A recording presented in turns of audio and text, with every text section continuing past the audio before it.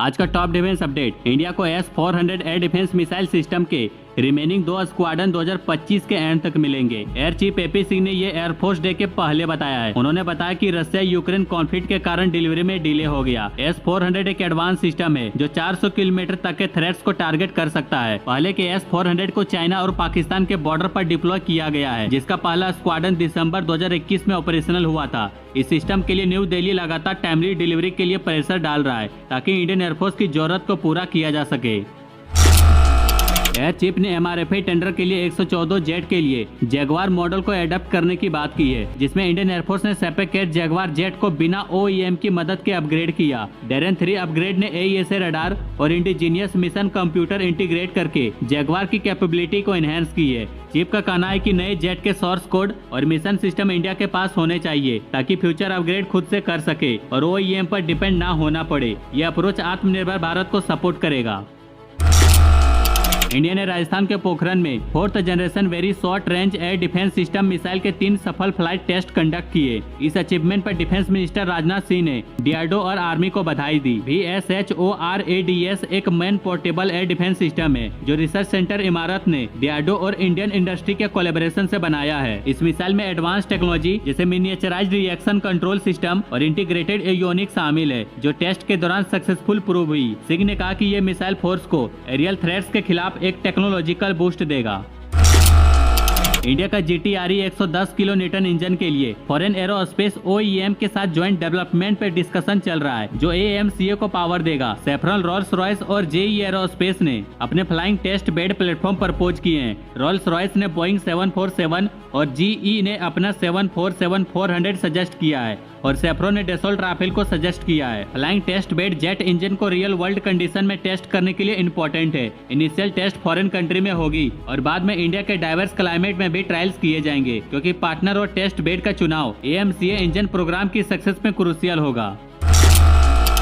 जैसा कि आप जानते हैं कि टाटा और DRDO ने रॉयल मोरक्कन आर्मी से 150 वाप 8x8 व्हीकल का ऑर्डर सिक्योर किया है। ये डील 2022 के ट्रायल्स के बाद फाइनल हुई है, जब वाप ने मोरक्कन के टफ टेरेन पर अपनी ड्यूरेबिलिटी और वर्सेटिलिटी दिखाई है। साथ ही मोरक्को फ्यूचर में 400 और यूनिट लेने का प्लान बना रहा है, जिसमें 50% लोकल प्रोडक्शन भी होगा। आपको बता दें कि वाप 8x8 की एडवांस मोबिलिटी और मल्टी रोल कैपेबिलिटी ने मोरक्कन आर्मी को इम्प्रेस किया है। यह कॉन्ट्रैक्ट इंडियन डिफेंस एक्सपोर्ट के लिए एक बड़ा सक्सेस है और दोनों देशों के डिफेंस टाई को स्ट्रॉन्ग करेगा।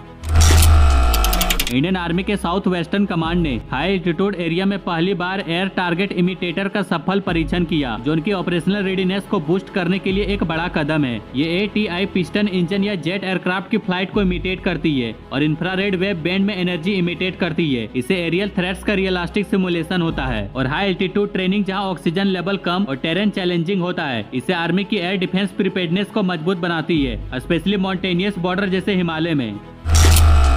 ईरान के बैलिस्टिक मिसाइल अटैक ने इजराइल पर दिखाया कि छोटी नेशन भी एडवांस देशों को थ्रेटन कर सकती है। इंडिया अपने बड़े इंडस्ट्रियल बेस और डेंसल पॉपुलेटेड सिटी के साथ इन अटैक्स के लिए खास तौर पर असुरक्षित है। BMD सिस्टम में इन्वेस्टमेंट होने के बावजूद इन सिस्टम को लार्ज स्केल अटैक प्रभावित कर सकती है। इसलिए low cost high tech interceptor missile की अर्जेंट जरूरत है, जो मौजूदा ICBM से लॉन्च की जा सकती है। पाकिस्तान और चाइना की बैलिस्टिक मिसाइल भी इंडिया के लिए चैलेंज है, इसलिए इंडिया को multi layered missile defence system में इन्वेस्ट करना चाहिए ताकि इंडिया अपनी क्रिटिकल इंफ्रास्ट्रक्चर को डिफेंड कर सके। एनाड्रोन सिस्टम ने एक नई इंडिजिनस कामेकेज ड्रोन शक्ति डेवलप की है, जो 500 किलोमीटर तक की रेंज और 6 से 7 घंटे की इंडोरेंस के साथ लॉन्ग रेंज प्रिसीजन स्ट्राइक कर सकती है। 30 kg तक का एक्सप्लोसिव पेलोड ले जाने वाली ये drone rear pusher propeller engine use करती है, जो लॉन्ग इंडोरेंस मिशन के लिए परफेक्ट है। शक्ति एक इंटरनली इंडियन डिजाइन ड्रोन है और कामेकेज ड्रोन, जो लोइटरिंग मुनिशन कहलाता है, ये मॉडर्न मिलिट्री ऑपरेशन का हिस्सा बन रहे हैं। शक्ति का डेवलपमेंट इंडिया के ड्रोन मैन्युफैक्चरिंग सेक्टर के लिए एक मेजर माइलस्टोन है। रशिया के ड्रोन प्रोग्राम में एक बड़ा झटका लगा है, जब उसका S-70 ओखोटनी का स्टील्थ ड्रोन डोनेट्स्क फ्रंट पर फ्रेंडली फायर में डिस्ट्रॉय हो गया। ये drone eligibly Russian Sukhoi 57 fighter jet द्वारा शूट डाउन किया गया। यूक्रेनियन सोर्स के अनुसार ये ड्रोन यूक्रेनियन कंट्रोल टेरिटरी में गिरा है, जो उनके लिए valuable foreign material exploitation opportunity बन गया है। ड्रोन का डैमेज मॉडल पुरानी टेक्नोलॉजी का था और यूक्रेन अब इसके कंपोनेंट रिकवर करने की कोशिश कर रहा है, और हो सकता है कि रशिया के स्लो टारगेटिंग साइकिल का फायदा उठाकर यूक्रेन ड्रोन के ब्रेकेज रिकवर करे। इंडिया का defence manufacturing sector global stage पर अच्छे कदम उठा रहा है, जहां ऑर्डिनेंस पैराशूट फैक्ट्री और ऑर्डिनेंस इक्विपमेंट फैक्ट्री आगे है। ओपीएफ ने पहली बार 21 करोड़ का ब्रेक और पायलट पैराशूट मलेशिया, वियतनाम और पोलैंड जैसे देशों को एक्सपोर्ट किया है, जो सुखोई और मिग-29 जेट के लिए कंपैटिबल है। ओईएफ ने नेपाल को 2.5 करोड़ का स्नो बोट भी एक्सपोर्ट किया है। ये एक्सपोर्ट इंडियन डिफेंस मैन्युफैक्चरिंग की कैपेबिलिटी को दिखाती है और देश की इकोनॉमिक ग्रोथ और सेल्फ रिलायंस में मदद करती है, जो इंडिया को ग्लोबल डिफेंस मार्केट में एक मेजर प्लेयर बनाती है। इस वीडियो के बारे में अपनी राय कमेंट में जरूर दें, बाकी लाइक एंड सब्सक्राइब जरूर करें।